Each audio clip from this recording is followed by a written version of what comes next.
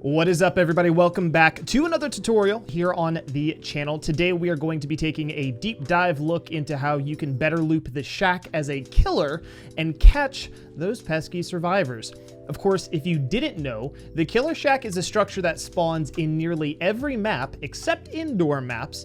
Usually it has two doors, a pallet, and a window, and can often house the basement. This is one of the strongest structures in Dead by Daylight, and if a survivor runs this structure correctly, you can end up wasting a lot of your time here trying to catch them. There are tactics, however, to tricking survivors into making mistakes, and that is what we are here to discuss. Now, remember that not all of these tactics work 100% of the time, but as always, practice and fine-tuning these tactics to optimize your results is what we're going for. So with that in mind, let's discuss the optimal pathing around the shack. So the best way for a survivor to run the shack is to walk into the door that doesn't have a pallet, fast vault the window. After they fast vault the window, they would usually turn left, go back in the same entrance they came in before, and jump the window again. Now, the reason they would use this door over and over and over is because it gives them a better angle to fast vault and is harder for killers to mind game or catch them on. All right.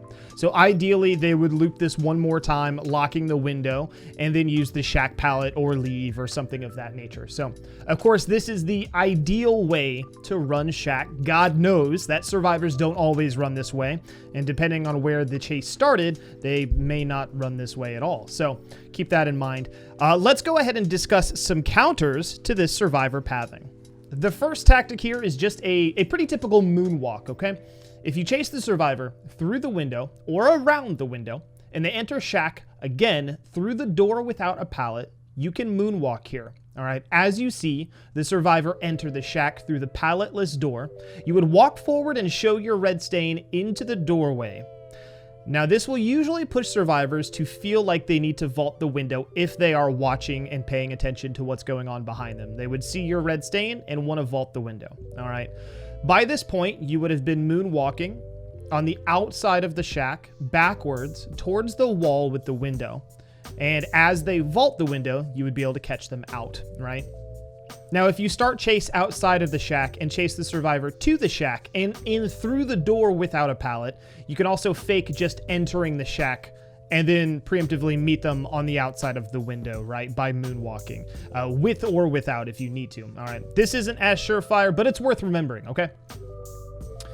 Now, a second way to handle this doorway window combination is the Moonwalk Fake. All right, now this primarily works on survivors who are patient and wait for you or call you out on your moonwalk, right? So if you went to moonwalk, but they just stand on the inside of the shack and don't vault the window, this could catch them off guard the next time around, all right? As you chase the survivor into the doorway that has no pallet on the outside, you want to turn your red stain away from the doorway. The intent here is to make it look like you're doubling back to the outside of the window, all right? And as you turn your red stain away, you're actually moonwalking into the shack, not towards the window, but in through the doorway, all right? And as you moonwalk in through the doorway, you would turn, surprise your survivor, and potentially get a hit or force them to burn the shack pallet. Now, this does require a lot of practice because you have to memorize where the doorway is, when to lunge, don't get stuck on the door, etc. But if you get this done, it can really catch survivors off guard. Now, if you get the survivor to vault the window and run to the right of the window instead of the left, this isn't optimal pathing and leads to another juke that you can go for here. Survivors do one of two things when entering the shack through this doorway, okay? They'll throw the pallet or they try to get a vault out of the window. So they'll enter, they run past the pallet, and they try to vault, all right? A little trick you can learn here. Obviously, you can tell your distance, how far you can lunge. So if you suspect they're running for the window and they go for a slow vault, you could just double back and meet them on the other side and usually catch up to them.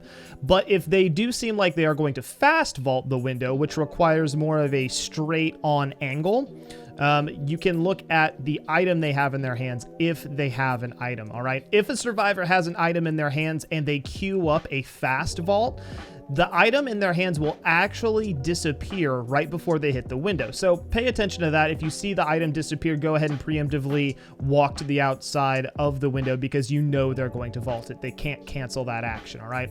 Again, these are all 50-50s. It's you seeing what the survivor's gonna do and trying to trick them into mistakes, okay? Now, the final juke for the shack that you can attempt is if you're on the inside of the shack and the survivor has just vaulted the window, leaving them on the outside of the shack, all right? Now, most of the time, survivors are going to exit the window. They're going to vault from the inside of the shack to the outside, and they're going to try to run to one of the exit doors. In theory, you would want to walk towards the exit door to try to cut them off, but then moonwalk back to the window. Now, as you moonwalk back to the window, in one motion, you would want to whip around and vault the window. Now, most of the time, what this causes survivors to do is they'll vault, they'll go towards a doorway, they'll think you're going to cut them off, they'll roll back towards the window, and then you'll vault the window, and that kind of spooks them a little bit, all right? The intent here is to kind of hide the red stain and not forecast your vault, not let them know you're vaulting the window. I don't generally think that you should vault the window at the shack. Most of the time, it does not work out well for you because survivors can see it coming. But sometimes at low ranks, this does work. There you have it. These are the most reliable shack jukes that you have as a killer, doubling back in ways that make sense. So no longer should you have to just run the window 3 times and then eat a pallet. You might be able to catch somebody off, or at minimum, you would make them want to run this shack in an inefficient manner clockwise. But what do you guys think? Let me know if we missed any jukes down below, if there's anything that you didn't even know about that you've not really thought about trying. And of course, we will be praying to the entity to see you guys in the next video.